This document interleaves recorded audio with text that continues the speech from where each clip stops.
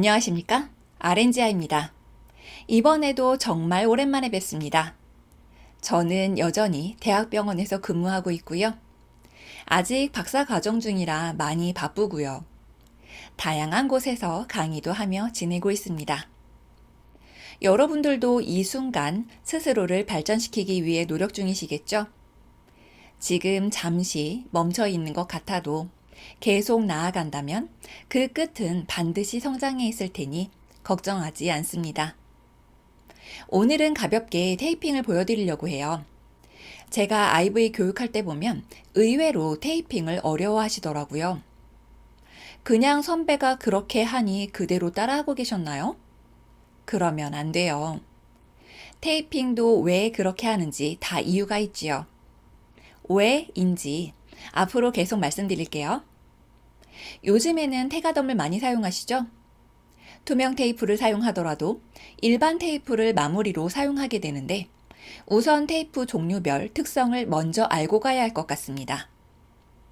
가장 많이 사용하는 흰색 테이프는 습기에 취약하지만 종이 테이프 중에 제일 강력하고요. 흰색 테이프는 피부가 약한 환자의 표피가 떨어져 나오는 경우도 있으니 조심해야 합니다.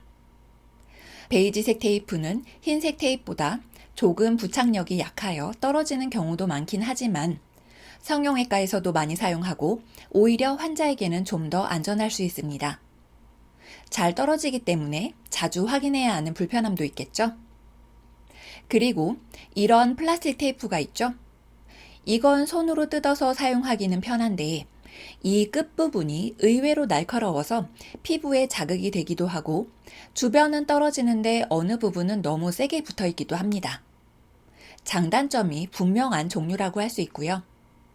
실크 테이프 역시 손으로 뜯어서 사용하기는 편한데 흰색 종이 테이프보다 더 접착력이 강한 경우가 많으니 사용할 때 주의해야 하죠.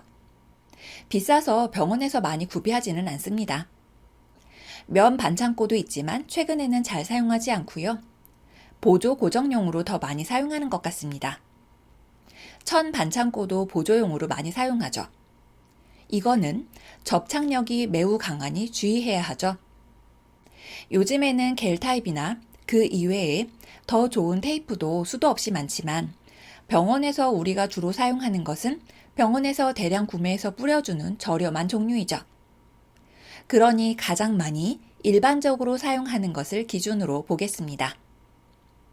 투명 필름 테이프가 없다면 기본 종이 테이프만 사용하게 되니 그것을 먼저 해보겠습니다.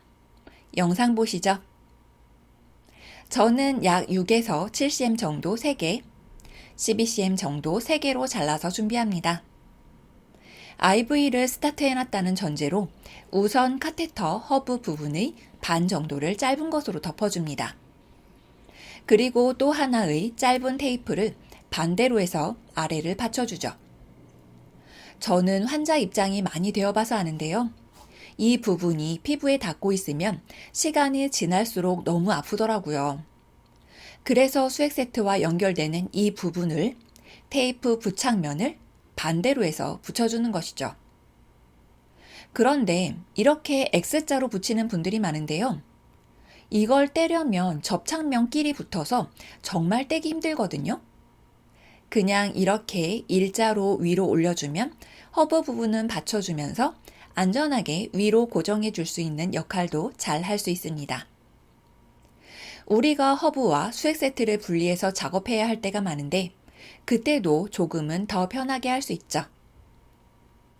그 다음 이제 허브와 수액 세트가 연결된 부분을 세 번째 짧은 테이프로 덮어줍니다. 그리고 수액 세트를 한번 위로 돌려 올려준 후 테이프 긴 것을 가운데 붙여주고요.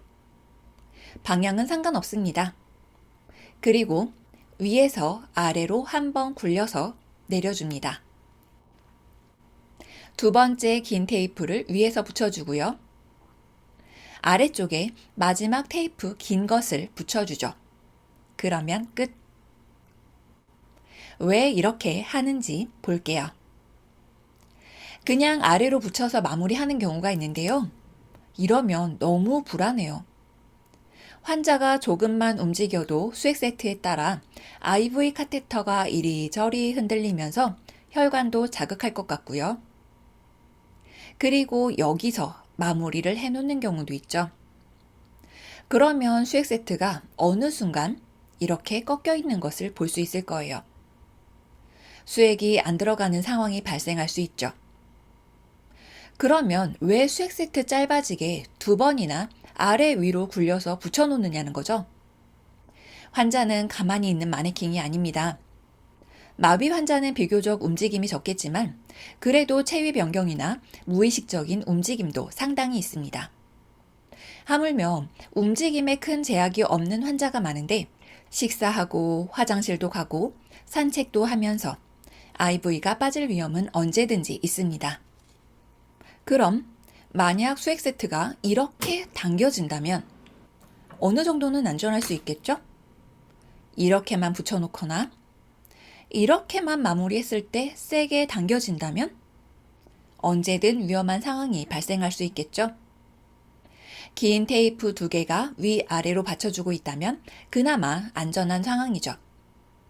그러면 안전을 위해서 테이프를 더 많이 붙이면 되겠네요? 그러면 경제적이지 못하고 수액이 완료된 후 떼어낼 때 시간이 더 많이 소요되겠죠. 그나마 안전과 효율적인 측면을 고려하면 이 방법이 좋을 것 같아요. 떼어낼 때는 긴 테이프 3개를 차례대로 떼어내고 남은 테이프는 젤코 부분이 있는 위에서 아래로 벗기면 끝이죠. 테가덤을 사용하는 경우도 볼게요. IV를 이미 해놓은 상황을 가정하고요.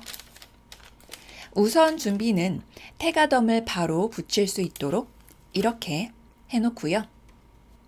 테가덤은 투명한 부분이 허브를 반 정도 덮을 수 있도록 합니다.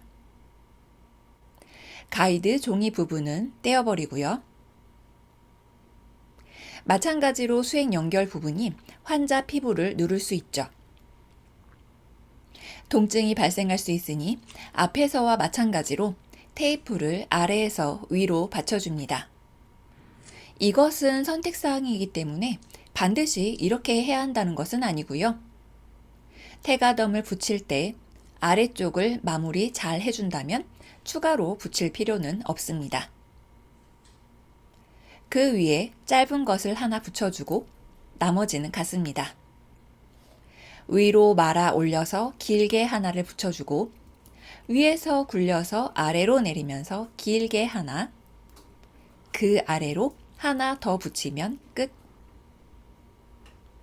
이러면 테이프는 짧은 것 하나와 긴 것 3개를 준비하면 되죠.